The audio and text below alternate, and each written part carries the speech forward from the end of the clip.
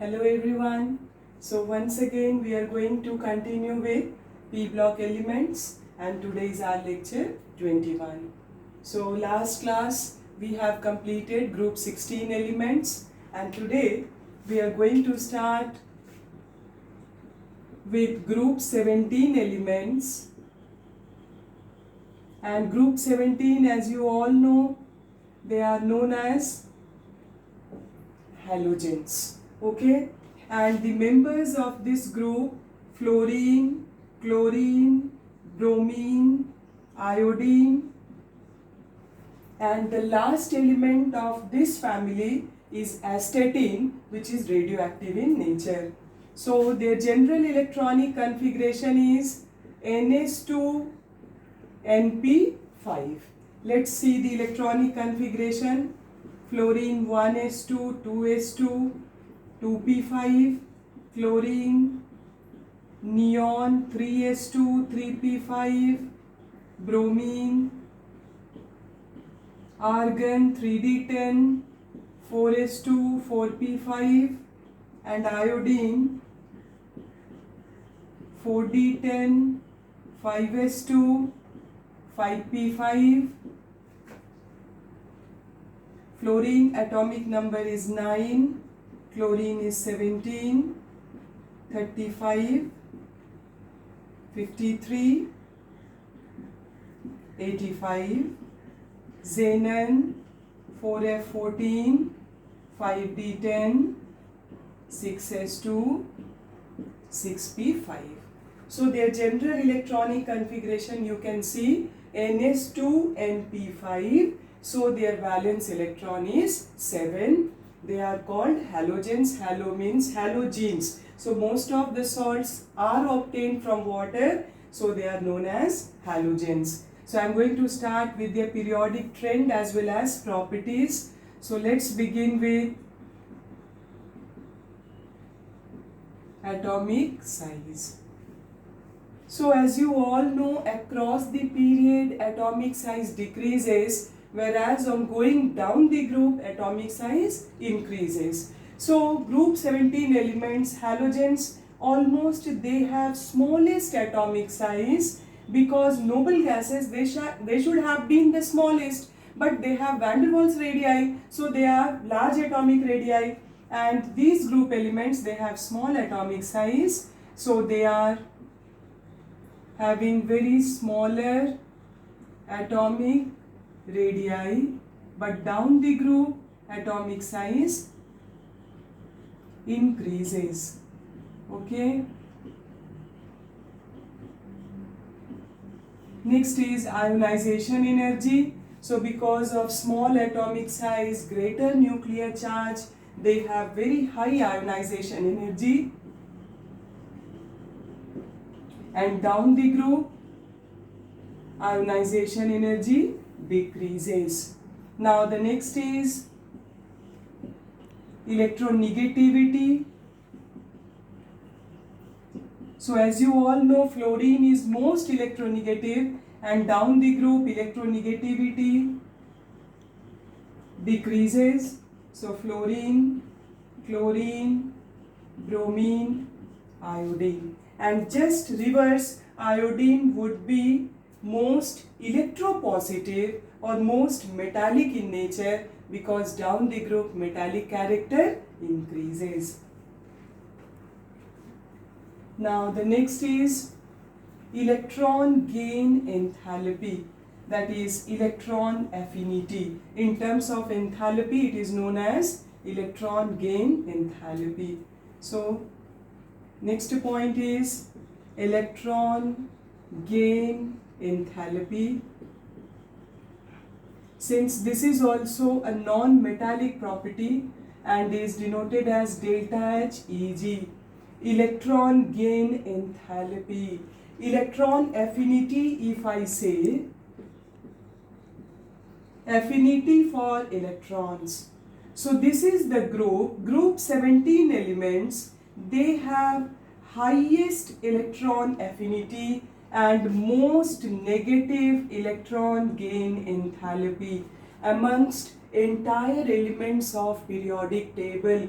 So why they have most or why they have highest electron affinity? As they are in need of only one electron. Their general configuration is NS2 Np5.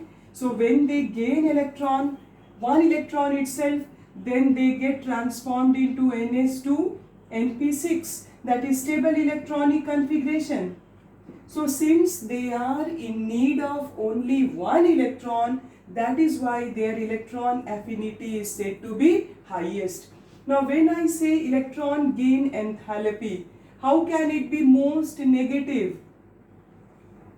Because the same reason, here they are required of only one electron. So any element of this group if you consider, then what happens when they gain electron and are converted to X minus, during this energy is released, reaction is highly exothermic, and therefore they have most negative electron gain enthalpy. Now the question is, how does it vary across the period and on going down the group? So what happens?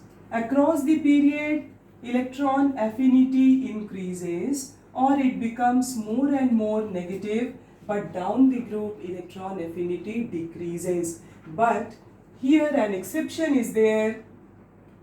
Fluorine has less negative electron gain enthalpy than chlorine, and thereafter, as usual, the trend is being followed.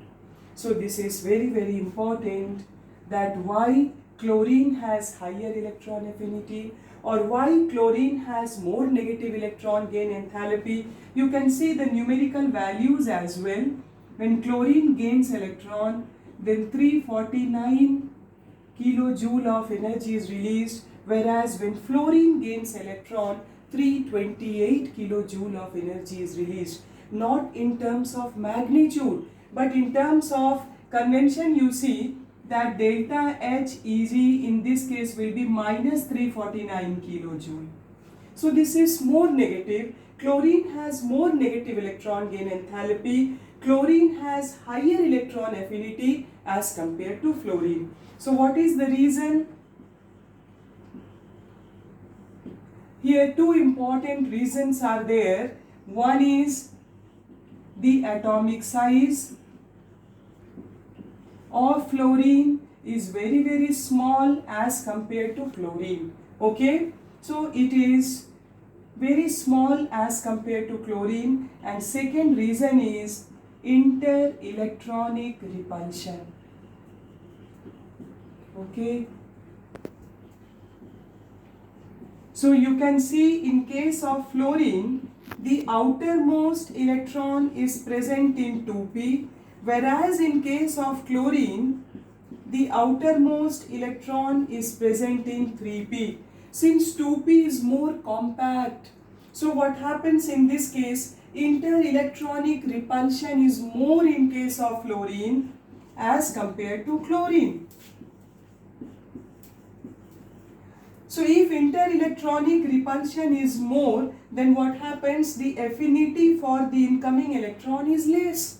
Whereas due to larger atomic size, due to lesser inter-electronic repulsion by 3p electrons, chlorine will gain the electron to greater extent as compared to fluorine. And therefore, fluorine has less electron affinity or less negative electron gain enthalpy as compared to chlorine.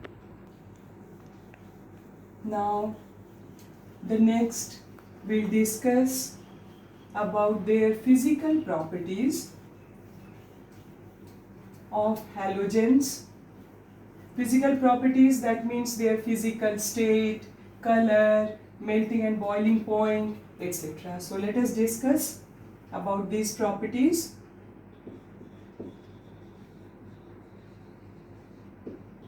Okay. Now first of all, you see the physical state. Okay, students. So at room temperature, as you all know, fluorine is gas, chlorine is also gas, bromine is liquid, and iodine is solid. Okay. So you can see when we go down the group, size of the atom increases. When size increases, mass also increases. So due to increase in size and mass, what happens? The magnitude of van der Waals force also increases. Since they are non-polar, when they are non-polar, they have van der Waals force, and van der Waals force depends on size, mass and surface area. So when we go down the group, size increases, mass increases, so that magnitude of van der Waals force also increases, and therefore what happens? The physical state goes like this, that fluorine and chlorine, they have weak force of attraction, so they are gases. Bromine will have stronger force than these two, so it is liquid, and iodine is solid. Now so far as color is concerned, this is the physical state. Fluorine at room temperature is yellow, chlorine is greenish yellow, bromine is reddish brown, and iodine is violet. Okay, so color depends upon the wavelength of light, the frequency of light, and so on. So in this case what happens? It depends on ionization energy as well. Since fluorine is smallest in size, so it has high ionization energy with Gion. Okay, so fluorine absorbs violet color, and violet and yellow, they are complementary to each other, and therefore it appears yellow in color. Whereas iodine, it absorbs yellow and hence it appears violet. So the colors which are absorbed and the color which appears, they are complementary to each other, and that depends upon the wavelength of the light which they are going to absorb and the complementary color which is going to be appeared. So far as the melting and boiling point is concerned, that also depends upon the magnitude of van der Waals force. So when we go down the group, magnitude of van der Waals force increases, and so is their melting and boiling point. Okay. Now the next is their oxidation state. Okay. So far as fluorine is concerned, it is always -1. There is no exception of fluorine regarding its oxidation state, because fluorine is most electronegative amongst all elements, and the other halogens in halides, they are also -1. But apart from -1, they can show their positive oxidation states as well. So you can see when chlorine is attached with fluorine, so fluorine will become -1, chlorine becomes +1. So this is called interhalogens, the compounds which are formed between two halogens, in which one is smaller than the other, in which one is more electronegative than the other. Similarly, if I say ClF3, now chlorine will become +3. If I say IF5, now iodine will be +5. IF7 +7. So others, they can have higher oxidation states also and positive oxidation states also. But what is to be learnt and remembered is that fluorine cannot have positive oxidation state, because fluorine is most electronegative element in periodic table. Now let us start with the compounds formed by group 17 elements, that is halogens. So the first is hydrides. Okay, hydrides means compounds with hydrogen. So fluorine, it forms HF, HCl, HBr and HI. These are the hydrides of group 17 elements, and you can see their basicity is 1. Let us discuss some of the important points regarding these hydrides. All of them are good reducing agents. Okay, and their reducing agents or reducing property increases in this order. HI is supposed to be strongest reducing agent. In organic chemistry, you will see that in most of the cases, HI is used as a reducing agent. So why it is a very strong reducing agent? Because iodine is very large in size as compared to hydrogen, so that the bond dissociation energy is very less. When bond dissociation energy is less, then its capability to give up hydrogen is more. So it helps in reduction so very easily that it acts as a strong reducing agent. Now, since they give up H plus, so they are acidic as well. So which is strongest acid amongst these? Fluorine is most electronegative. In that way, it should have been the strongest acid, but the scene is just reversed. The case is just reversed. And the same trend here also. HI would be the strongest acid as well. Okay, same reason, iodine is larger in size, bond dissociation energy is less, so that its tendency to give up H plus is more. Now, the melting and boiling point, HF has higher than HCl and thereafter it increases. Okay, so why HF has higher than HCl? In fact, HF has highest boiling point. So it is due to its intermolecular hydrogen bonding, and these hydrides, they have van der Waals force. Okay, so since they have van der Waals force, and van der Waals force depends upon the size as well as mass.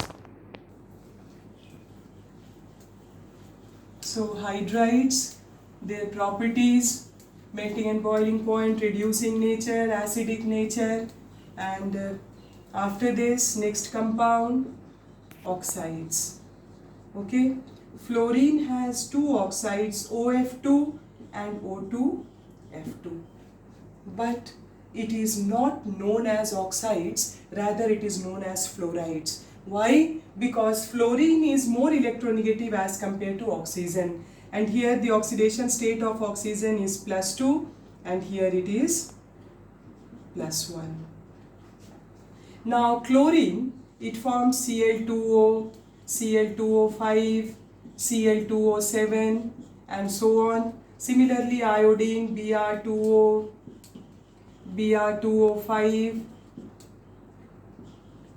iodine, it forms I2O, I2O5 and so on.